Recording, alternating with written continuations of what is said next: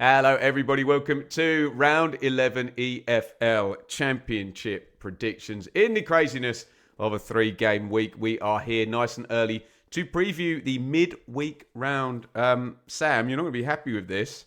I am now 6-2 up. You did get a bob on at the weekend. You got Stoke 1, Wrexham 0.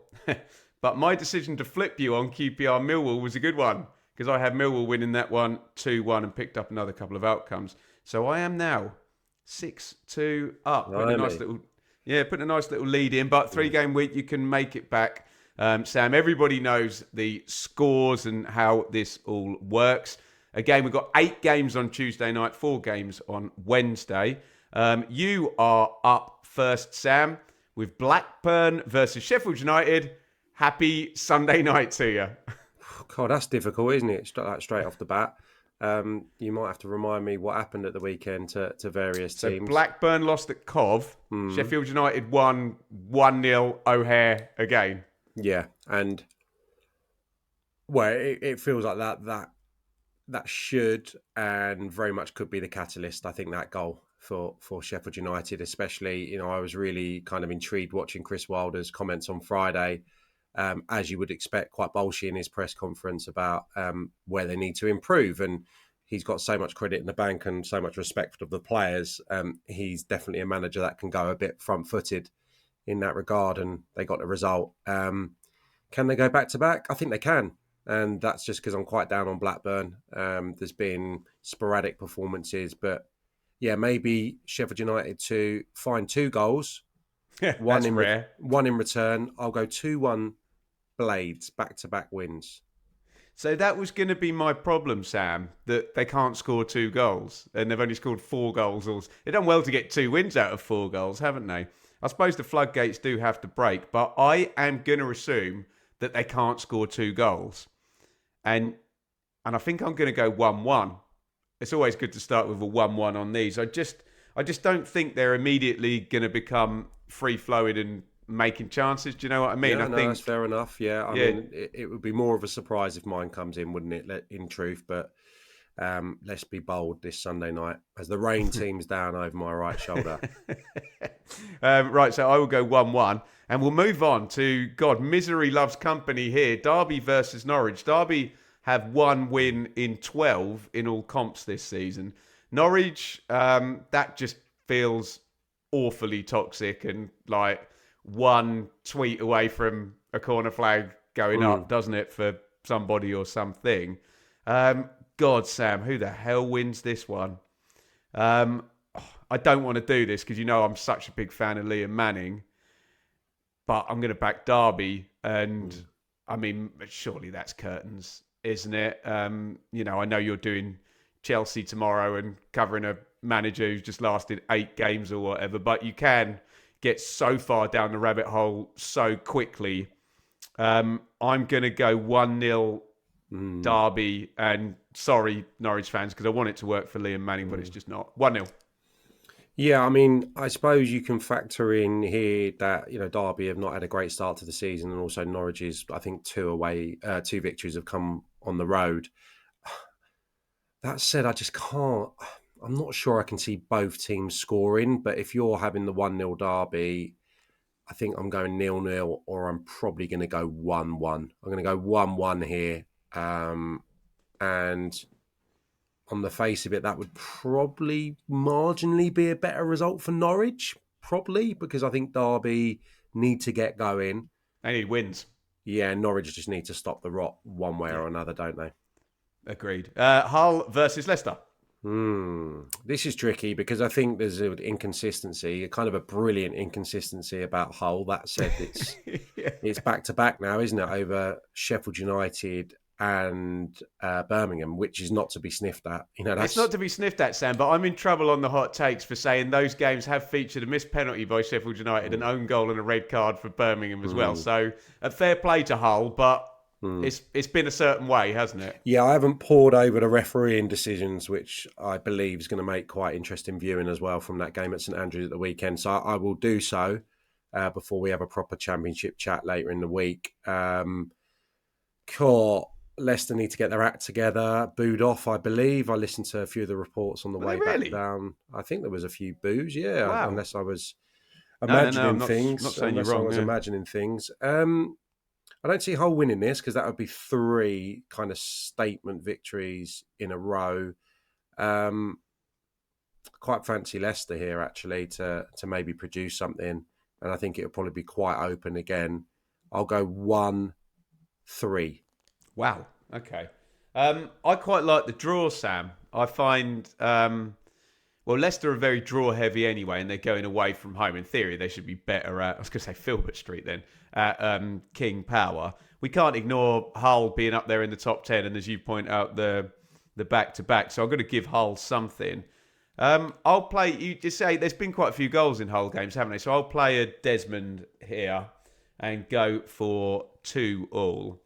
Ipswich versus Charlton. So Ipswich are really bad away from home, but they're playing at home here. Charlton are generally very consistent wherever they are, and you know exactly what is going to happen. I would not be surprised if Charlton left with something, so I'm either 1-1 or I'm 2-1 Ipswich, but I think the subs might win it for Ipswich. Maybe we can even predict the Nathan Jones post-match. We deserved a draw and we got beaten by an ex-Premier League team. 2-1 Ipswich.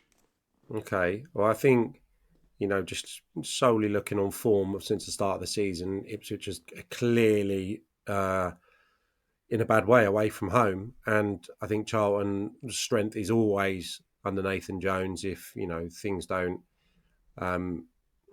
hugely alter in the near future. That's always going to be the case. So, and I think that will be their salvation this year, their strength this year. So I can't. What will be their strength, their home form? Their home form, yeah. Got it, yeah, okay, sorry. I can't look beyond They lost, relatively comfortably at Preston last time out. I think Charlton before that handsome win at the weekend. I'll go 2-0 Ipswich because, if Ipswich can't win at Portman Road, then they are going to have big problems because the away form's dire, isn't it? Millwall versus Stoke, an Alex Neil derby. I was going to say, I think it was the back end of last season I was there and Millwall got a slightly fortuitous late penalty converted by Ivanovic, if memory serves. What a start to the season. This is, a few teams have crept up on me. And given Mill's, really close call with the playoffs last year, they're just maintaining that form. I think I'm going to play a 1-1 here, which again wouldn't be the worst outcome for either. And I just think sometimes, despite what I've gone for so far this evening, I think sometimes that quick turnaround to the midweek after the weekend, you may get a few drab kind of stalemates, and I'll go for 1 at the Den. Midweek. Totally agree with that overarching point. We're having fun with Stoke at the moment with 0s and 1s. There's not been, no one scored 2 in any of their last. I think prior to Saturday, it was 7 goals combined in their previous 6 games. So that would be 8 goals now in their previous 7. So they're averaging just over 1 goal a game in their games, not their goals for. So they're pretty drab affairs, yeah. So it feels like a 1-0 win either way, doesn't it, being you've taken the 1-1. Ivanovic is back. You mentioned him. He scored at Loftus, didn't he? I'm going to back Millwall. And I think I'm right in saying, Sam, nobody other than the top 2 has won more games than Millwall. They win games when they're in them, don't they? And they get something. Let's go Millwall 1, Stoke I think 0. you're seeing now as well, Ben, that they've had injuries and, like a lot of teams trying to get new players settled, and the team looks very different to how it did even a month ago, with players being drip-fed in and players coming back from injury. And Ivanovic and Coburn obviously looked like it was going to be a bit of a masterstroke, but he's not been able to get those two firing you together. liked Smallbone at Southampton, didn't you? Yeah, no, I think Smallbone's a very good player, and he got Ballo one side and Aziz is back from injury now the other, so all of a sudden he's got good options. Different look, and they've, they're motoring, aren't they? So really exciting time for everyone. Yeah, okay. I'll go 1-0 Millwall. Portsmouth v Coventry. I'm just going to keep backing Coventry while the unbeaten run is going. Portsmouth have kind of flipped. I think Swansea and Portsmouth similar in the fact that kind of look like they're doing better away from home than they, and than they are at home. And Pompey got a really good point, obviously, at Leicester, didn't they? But I just think Coventry are the hot hands at the moment. Sam, 62 points in the last 30 championship games. So 2 points per game over a long run now for Cov. Let's go 2-1 to the Sky Blues. Pompey 1, Coventry 2. Yeah, I don't mind that. Let's remember that Lampard's Coventry were absolutely thumped at Fratton Park very early on. That got brought up in the post-match straight away, yeah. Very early on in his tenure. It was Brad Collins, wasn't it, who had a night to remember, a night 4-0, to forget. 4-1? I think it was 4-0, wasn't it? A night to forget in goal for Coventry, sparking big debate about who should be the number one, if memory serves. You got that Chelsea connection with my obviously close friend John Harley in the Portsmouth dugout, and obviously the Coventry dugout littered with ex-Chelsea staff. It's a tall or it's a tough ask for Pompey to back up a great point at Leicester again, but I think late kickoff as well away from home, Sam, and then they play Tuesday. I think I'm going to go for them to do it. I like the 2-1. Wow. I do like the 2-1, but I seem to be backing Portsmouth's opposition quite a lot, and I was burnt at the weekend. I'm going to go for the form book to go a little bit 2-2 here. Okay. 2-2. And I quite like how Paul Merson put it. He was covering, I think it was Middlesbrough Ipswich on Friday night, and he just said Portsmouth. And I don't totally agree with this, but I just quite like they're a bit of a flip of a coin, Portsmouth. They can beat Middlesbrough one week and lose to Sheffield Wednesday at home the next. So a little bit of consistency maybe to completely contradict myself here. 2 draws on the spin. I'm going to go for a 2-2. Preston Birmingham, Sam. Pressure building on Chris Davies. He needs something from this one, doesn't he? Yeah, I mean, I was across the game, and it looked like in terms of shot stats, final third entries, creativity was kind of all there really at the weekend, and maybe it's still that converting the chances when they're on top, letting them down. A lot of kind of criticism about his team selection. I think obviously Jack Robinson's had 2 red cards in 3 games now, and another sending off. So I will go kind of with the form, and I will go with Preston responding from their weekend defeat. 1-0, no surprise. 1-0 Preston. Okay, I think that's big problems for Davis if he loses again. So I will go for him to get something. I know it kind of flies in the face of logic. If you're going to put it half together at home to Hull and get nothing, why are you all of a sudden going to get something at Preston, which has been very difficult? But I don't know. I just feel there is individual goal power in the team, even though I appreciate what you're saying. It's not quite knitting together in terms of pattern of play. So I will go 1-1. I can't back against Preston at home at the moment. Bristol City versus Southampton. Sam, how on earth did Southampton not score in that game at home to Swansea at the weekend? Hit both posts, chance after chance. Your Ross Stewart theory's looking quite good, that he could have been the guy to, sort of fit it all together in the short term and help Will Still out. Do I see them scoring now against the high-pressing Bristol City side, full of confidence, just off a win at Norwich? No, I don't. I really don't. I'll back the Robins. 1-0. Bristol City 1, Saints 0. Shut out again. I think I'll flip that. I'll flip that. Yeah, I'll just go for Southampton to find something. I think they're going to be like that. I think there's going to be a bit of inconsistency maybe across the first half of the season, maybe, from what we've seen.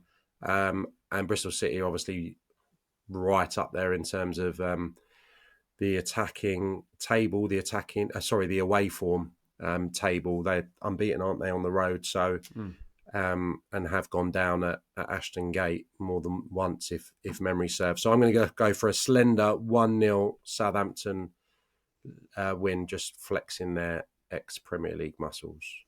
This is the Wednesday night 4 now to round this out, Sam. It's Swansea versus QPR. Well, to coin the phrase and echo the sentiment of a QPR supporting friend who texted me this morning, a lot more good than bad in that performance against Millwall. Okay. So I still think there's genuine encouragement and optimism around the place. Swansea have had a very good start to the season in comparison to what I thought it may bring. I think this will be tight and low scoring. Are QPR going to lose back to back? I think they are. And I'll go for another 2-1 defeat for the R's. I'm quite tempted to flip you here because I can't call it, and it's just fun to play tactically, play against you rather than for the logic. Sometimes I mentioned earlier in the show, Sam, Swansea got more points away from home than they have at home so far. You've got me all purring about QPR's goal threat and the lads that there's 5 or 6 of them now they can play across that 4 on the on the front. The subs had an impact the other day as well. I think that's right. Real strength, isn't it, of the squad now. I'll go 2-1 QPR then. Okay, just wouldn't be surprised. Flip your scoreline. Watford versus West Brom. I don't know what to call here. So Javi Gracia lost on his first game back at Sheffield United. West Brom, good win against Preston, but it was individual quality, wasn't it? It was Johnston and Price. I think they were Ryan Mason's words on that one. So I think I'm going to play the draw here. And I haven't played a 0-0. I think they're going to be bored at the Vic. No goals, Sam. 0-0. Yeah, I don't... what was I going to say? I don't think that...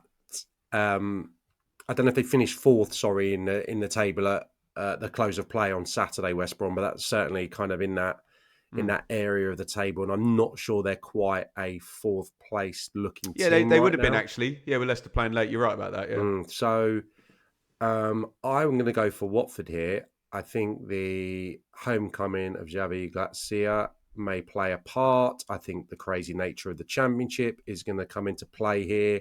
And Watford won 2 of the last 3 games under the previous manager. So they're not in terrible nick.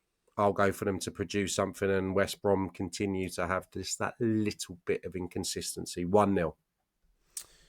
Wrexham versus Oxford. Wrexham lost at Stoke. Oxford, good, Sam. That wasn't a 1-0 win from last year where they lobbed it into Hellick and nicked the goal and defended. They made a lot of chances in that game against Derby. Yeah, I mean, Oxford, I think we've been quite consistent. I think there's quite a lot of promising signs coming out. You have, I haven't. Right, okay. And Wrexham, I tend to be a little bit hotter on them away from home, I think the early season form. But I think, now that he's got better depth in the squad, better options, probably an opportunity to rotate, I've still got to back Wrexham here. And I think Wrexham are going to come strong despite the weekend defeat. So 2-0, home win. I am going to give Oxford a point here based on the performance at the weekend. I think they'll be confident. I think what will happen is maybe Oxford will take the lead and then Wrexham will have star power. They've got quality to bring off the bench, haven't they? And then they'll get it back for a 1-1 draw, which I'd imagine Oxford fans would be pretty happy with. 4 points to start a 3-game week. That works, doesn't it? Finally, Sheffield Wednesday versus Middlesbrough. Look, it's fairly predictable when we do Wednesday this season, what we end up saying, especially at Hillsborough, where it's been very toxic. Pretty impressed with Rob Edwards on Friday night, Sam. He played that exactly right, switched to the back 4, brave pressing against shall I say a good Ipswich team or an expensive Ipswich team? I'll say an expensive Ipswich team. So I've got to back Borough here. And I only think they'll need a goal to win this game. So Wednesday 0, Borough 1, and I'll throw a question at you as well, Sam. Wednesday are bottom now. Will they now stay bottom for the season? Well, it's difficult to make any kind of case, isn't it? Unless things drastically change. I know, this is what I said this before the weekend. It's way over my pay grade and very, very complicated. But it sounds like I don't think we're reaching a conclusion, but we're certainly reaching a stage where it's going to be probably administration. It's being escalated, let's just say, isn't it? There's talk of administration now. There's talk of the points penalty, that we might get clarity to actually what the future holds for Sheffield Wednesday. And I know it's horrendous, but in time, I kind of read in, the guys from the Star and the BBC up in Sheffield that maybe it's not all going to be that bleak and they may get, obviously, what they crave, which is new ownership in time. Yep. But yeah, absolutely, I can't see at the moment where they're getting results. And Middlesbrough were impressive on Friday. I know they were a little bit rocked towards the end, and Ipswich could have got a point, and there was a crazy minute at the end of the first half. But I was really impressed with their intensity of the forward players, Hackney's performance, and like you said, I think that's only the second time he's played the back four. And the two fullbacks I thought were great as well, Britain in particular. So very impressed. I think it'll be more handsome than what you suggest. I'll go 3-1 to Borough. There we go. Get involved in the comments. We are starting the 3-game week. As usual, no championship check-in this week. We'll get Sam's thoughts when we can reflect on the 3-game week next week. But we will be back for another round of predictions for round 12. Hang in there. The football comes thick and fast. And we will see you on Thursday.